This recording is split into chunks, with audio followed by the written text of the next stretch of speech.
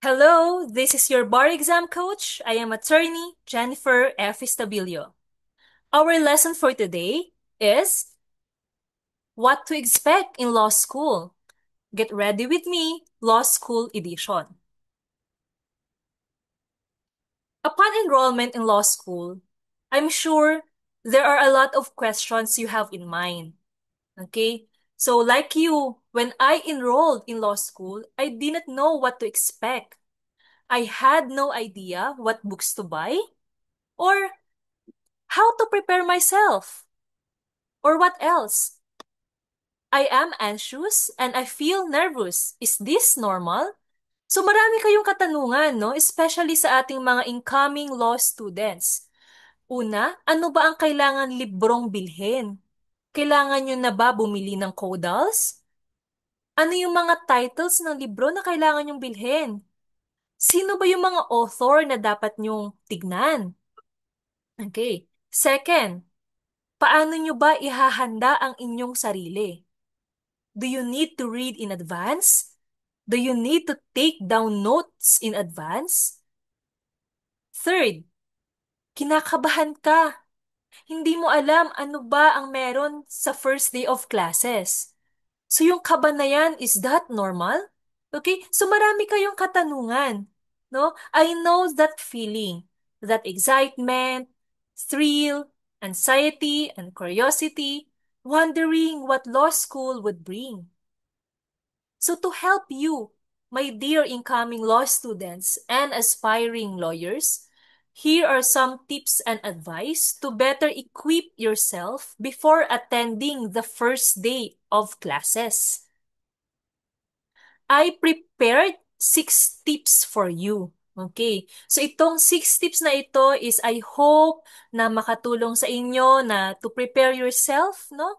On the first day of your classes, kung what to expect, ano ba kailangang paghahanda, ano ba ang kailangan dalhin, at ano ba ang sa tingin nyo itatanong na inyong professor sa first day of classes. Okay. So my first advice or first tip for you is to know your purpose. Sa lahat ng bagay na inyong gagawin, okay? Kailangan nyong malaman or alamin kung ano ba ang inyong purpose. Para saan ba, bakit nyo ito ginagawa? Okay? Relating in law school, when you enrolled in law school, you ask yourself, no? Para saan ba? Bakit ka ba nag-enroll? Ano ba ang iyong purpose? Okay, be ready to answer this question. Why do you want to become a lawyer? Okay, again, why do you want to become a lawyer?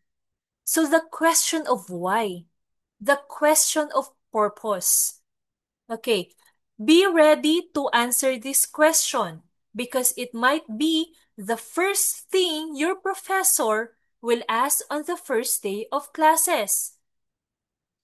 Bakit sa tingin nyo? Why is this question important? Why is it worth thinking deeply about your reason for enrolling in law school? So isipin nyo, bakit kaya importante niyong masagot ang katanungang ito? Because that reason will keep you grounded. I'm sure marami kayong naririnig na mahirap mag-aral ng batas. Napakaraming batas. Okay? Studying law is not easy. There will be struggles, exhaustion, stress, anxiety, sleepless nights, and many moments when you may feel like giving up. Now, when those emotions come, remember why you started. Dito kayo babalik sa question na, why do you want to become a lawyer? Go back to that very first day you decided to pursue law. Because that purpose will help you stay on your feet and keep moving forward, reminding you to never give up. Okay? Remember, know your purpose and be ready to answer this question of why do you want to become a lawyer. Ano pa ang maaring tanungin ng inyong professor on the first day of classes? So, pwedeng tanungin ang inyong background, okay, yung basic information like your name, okay, are you a working student or not? Okay, if you are working student, saan ka nagwo-work? Okay? So, paghandaan niyo yung mga ganong basic questions and very important, bakit ka nag-enroll sa law school? Bakit mo gustong maging abogado? Okay? So, second is to schedule and time management. Okay? So, ano bang meron dito sa scheduling and time management? Ikaw ba ay isang working student? Or ikaw ba ay isang full-time student? Why? Kasi magkaiba ang schedule and time management for working and full-time student. Kasi sa working, of course, you are working, what, at least 8 hours a day? So, ang oras nyo lang para mag-aral ay sa gabi. Ang full-time student, dahil hindi kayo nagtatrabaho pa, so mas marami kayong oras para mag-aral. So, titignan nyo, saan nyo ba i-schedule ang inyong pag-aaral? Okay. So, whatever your situation, create a structured schedule to manage your time wisely.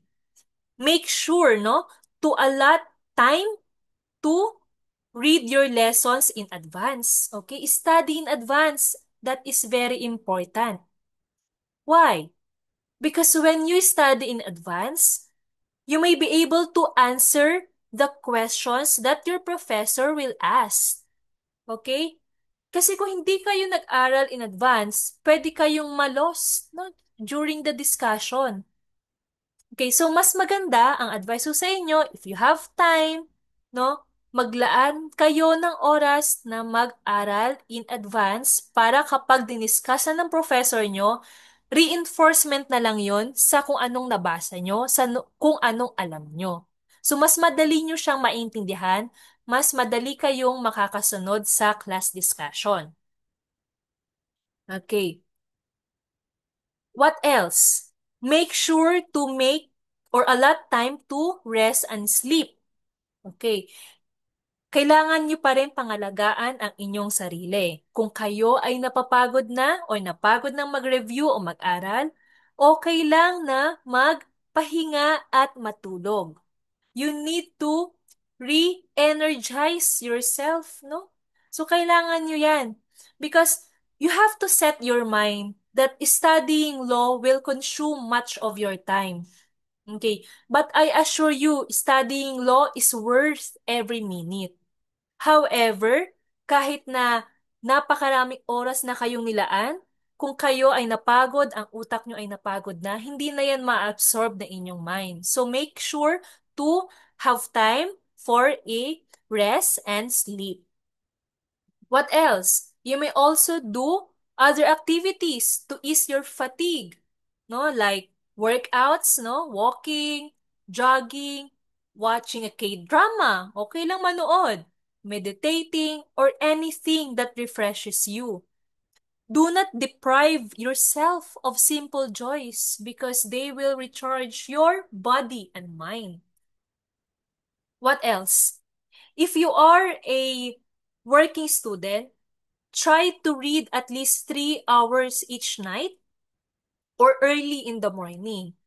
So kung pagod na kayo sa gabi after your classes, uuwi kayo, let's say, or matatapos ang klase nyo, let's say around 9 p.m., 9 in the evening, pwede nyo ituloy mag-aral, at least 3 hours more until 12 midnight, or kung pagod na kayo, pwede kayong mag-rest muna and gumising na lang kayo ng madaling araw para magbasa.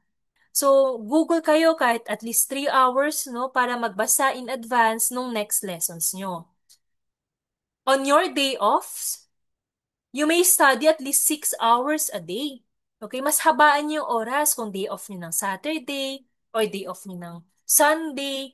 So, medyo mas dagdagan niyo yung oras ng inyong pagbabasa para at least maka-catch up pa rin kayo sa inyong lessons. Okay, so you may have your own rhythm, but make sure to be consistent and read in advance. If you are a full-time student, of course, maximize your time well. And what else? Sabi nga nila, invest in Good deeds. So, paano ka ba mag-invest sa good deeds? Extend help to your classmates, especially yung mga working students, no? Tulungan nyo sila. Ano ba yung kailangan nila? Like for instance, kailangan ng ganitong case, kailangan i-download, kailangan i-digest, kailangan nyo ng full digest, meaning mag-share kayo ng inyong mga summary of case digest. So, you can help your classmates, especially yung mga working students, no? Okay. Next is number 3 tip is about the materials and references. Okay. Ano ba yung mga materials or reference na kailangan nyo kapag kayo or habang kayo ay nag-aaral sa law school? So, I have a formula. Ito tandaan nyo itong maigit. This is very important. Okay. First is you need to have your CODAL or the statute. Okay. Plus is annotated books. Plus cases. Plus bar questions and answers. Again, this formula is very important. Take note of this. Kung pwede nyo i-screenshot, i-screenshot nyo ito. Okay, so your CODAL, books, cases, and previous bar questions and answers. Bakit nyo kailangan ito? First, to know the law, read the CODAL or the statute. Okay. Again, to know. Para lang malaman nyo ano ba ang batas.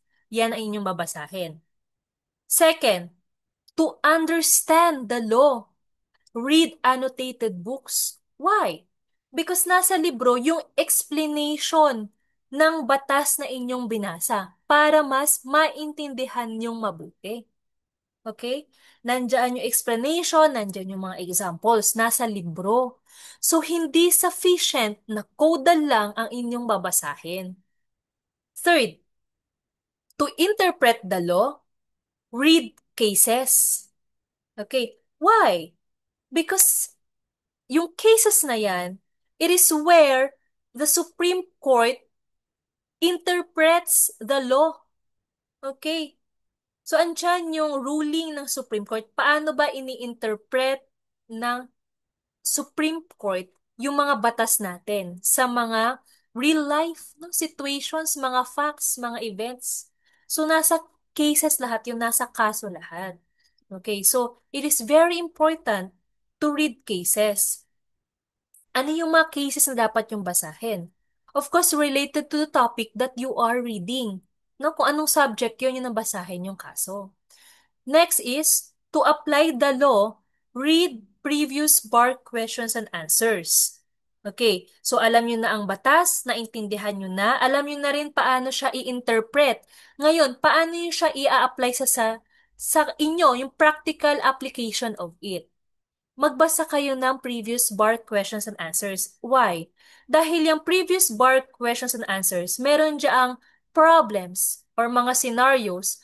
And then, you will be asked how to apply the provision of the law. May mga suggested answers na rin dyan. So, makikita nyo paano ba sinasagot yung mga ganitong klaseng bar question. Okay.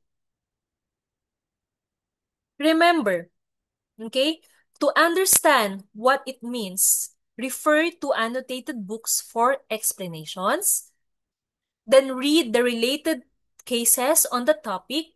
So itong mga cases na ito, these are usually listed in your syllabus or given by your professors.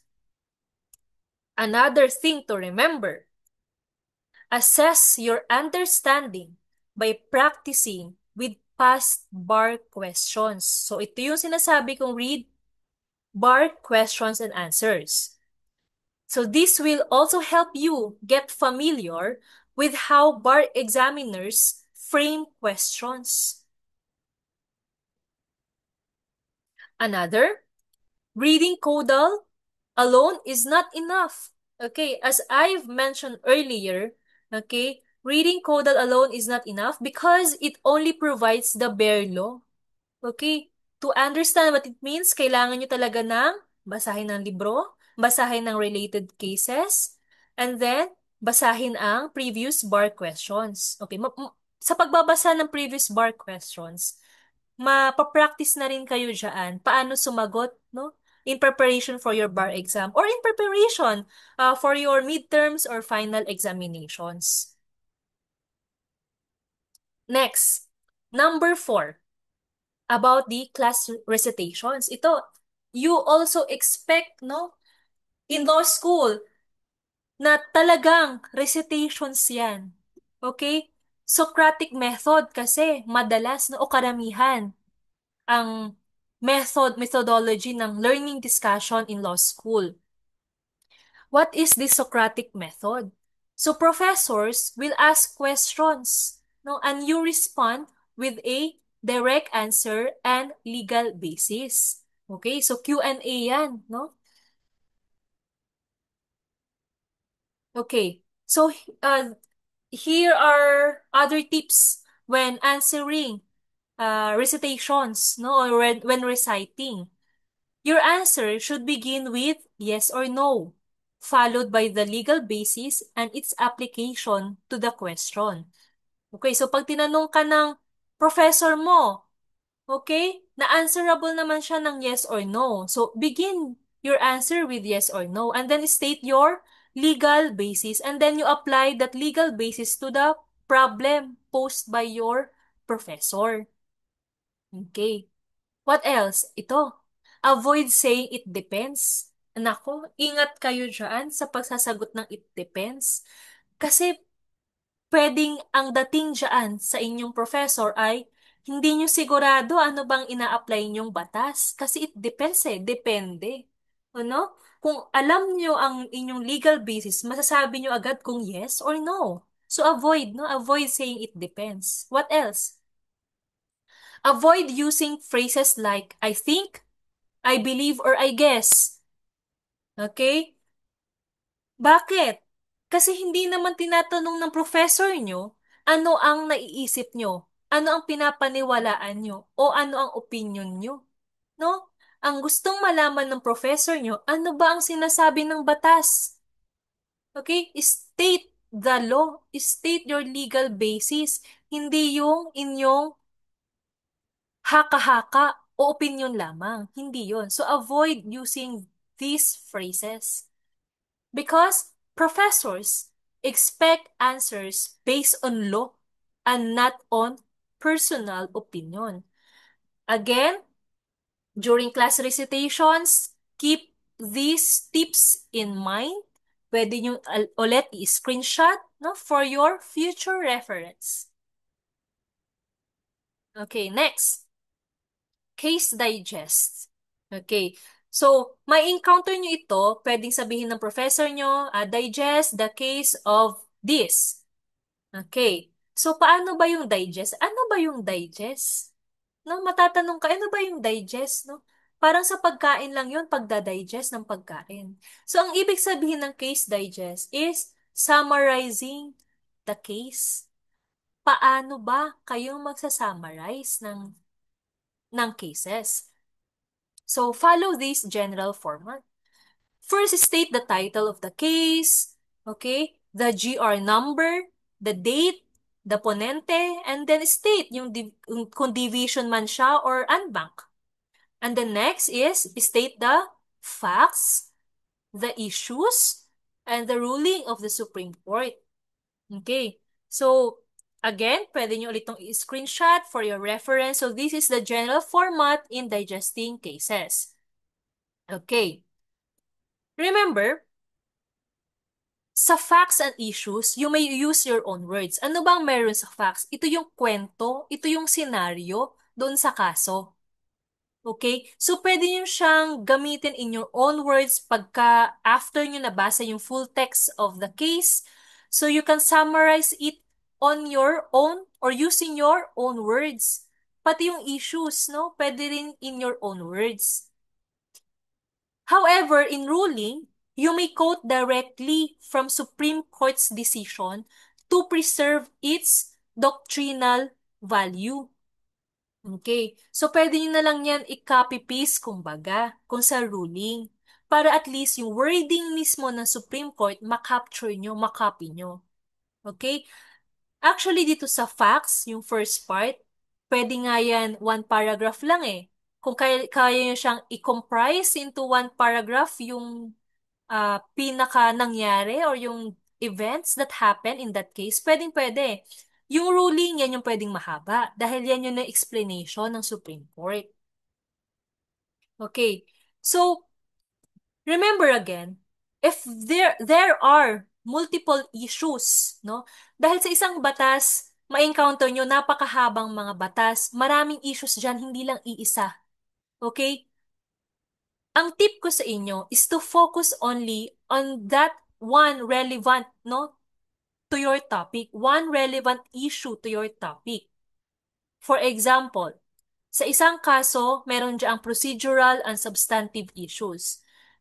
Ang procedural issues, sabihin natin, it pertains to the civil procedure, criminal procedure, yung tama ba, yung timely filed ba siya before the Supreme Court?